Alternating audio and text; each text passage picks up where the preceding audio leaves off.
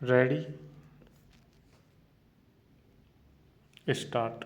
महोदय, राष्ट्रीयता की वर्तमान अवधारणा हमने अवश्य पश्चिम से ली है। इसका मतलब यह नहीं कि पश्चिम की राष्ट्रीयता निर्विवाद है, बल्कि अनेक सिद्धांतकार यह मानते हैं कि पश्चिम का राष्ट्रीयता विषयक चिंतन भारत से पीछे है। यूरोप जितनी छोटी छोटी राष्ट्रीयताओं में बटा है और अब भी जिस तरह वहाँ यूरोपीय एकता के लिए झटपटाहट दिखाई पड़ रही है, उससे यही पुष्टि होती है कि अभी उसकी राष्ट्र राज्य की अवधारणा बन ही रही है। संयुक्त राष्ट्र मानवाधिकार आयोग ने राष्ट्रीयता के प्रश्न को जिस गंभीरता से लिया है और दमित राष्ट्रीयताओं या आत्मनिर्णय के अधिकार के जरिए पृथक राष्ट्रीयता का स्वप्न देखने वालों को जिस तरह से लताड़ा है, वह भी यही सिद्ध करता है कि पश्चिम धीरे धीरे अपनी भूलों को सुधार रहा है और मानने लगा है कि राष्ट्रीयता को लेकर दुनिया के अन्य हिस्सों में जो परिकल्पनाएं रही हैं, वे भी अर्थहीन नहीं हैं। संयुक्त राष्ट्र मानवाधिकार आयोग ने अपनी एक महत्वपूर्ण बैठक में कहा है कि आत्मनिर्णय के जरिए पृथक राष्ट्र का सपना देखने और उसे आतंकवाद के जरिए पाने का इरादा रखने वालों से दुनिया को सावधान हो जाना चाहिए। इस बैठक में पाकिस्तान भी था और हमेशा की तरह इस बार भी उसके प्रतिनिधि ने अपने भाषण में 60% हिस्से में भारत के खिलाफ अनर्गल प्रचार किया। शुरू। पाकिस्तान बार बार कश्मीर का हवाला देकर यह सिद्ध करने की कोशिश करता रहा कि भारत ने वहाँ मुसलमानों के विरुद्ध दमनात्मक रवैया अपना रखा है। भारत कश्मीर में मानवाधिकारों का हनन कर रहा है।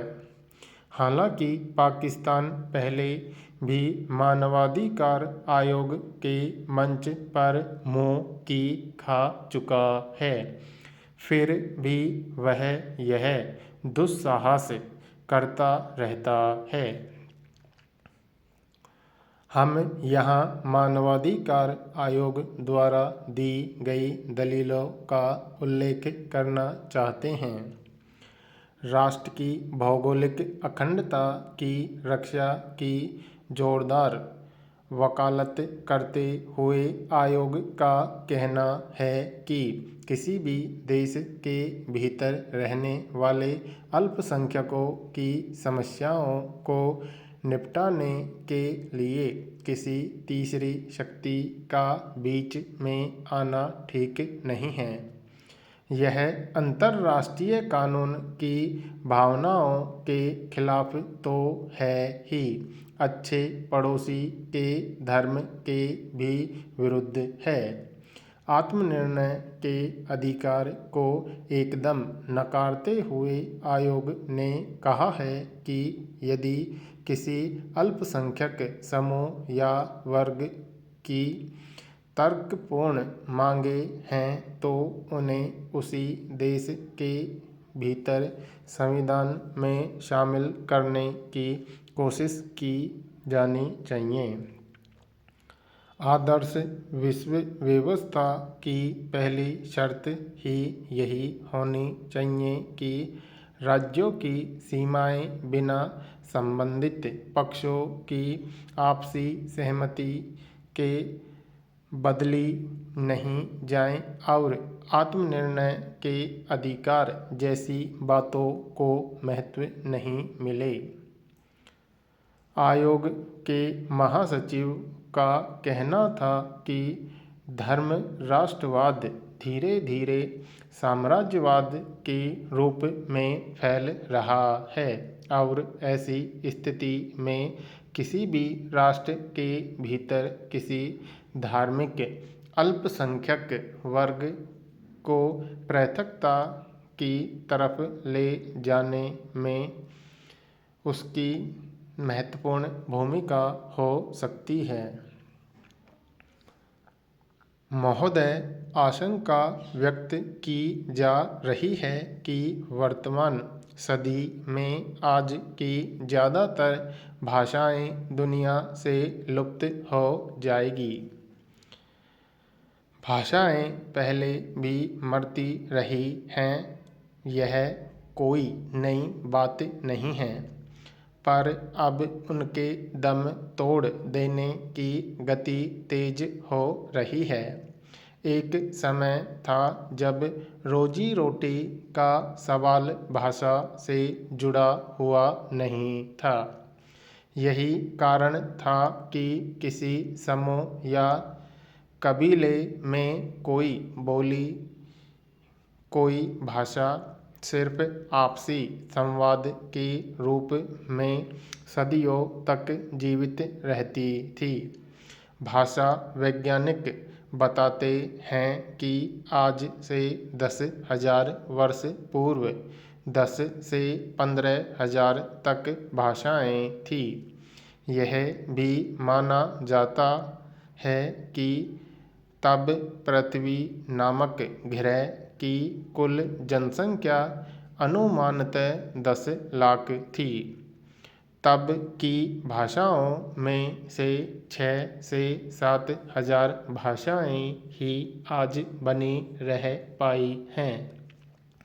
अगली सदी में इनमें से 90% के लुप्त हो जाने की जो आशंका व्यक्त की जा रही है, वह कुछ अतिरंजित भले लगे, पर अनेक भाषाओं के सिर पर मौत का सा खतरा तो मंडरा ही रहा है।